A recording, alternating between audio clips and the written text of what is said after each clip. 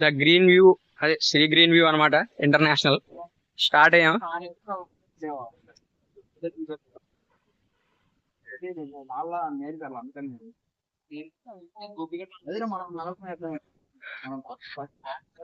మా మల్లిగాడు వచ్చాడు. మళ్ళీ యూట్యూబర్ సమర్ బోల్ ఎదర నడుస్తున్నాడు. బోలే బోలే చూడండి. హర్ష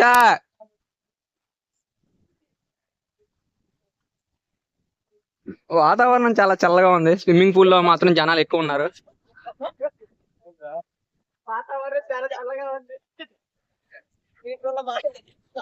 అయితే యూట్యూబర్ బ్రో, నైస్ బ్రో.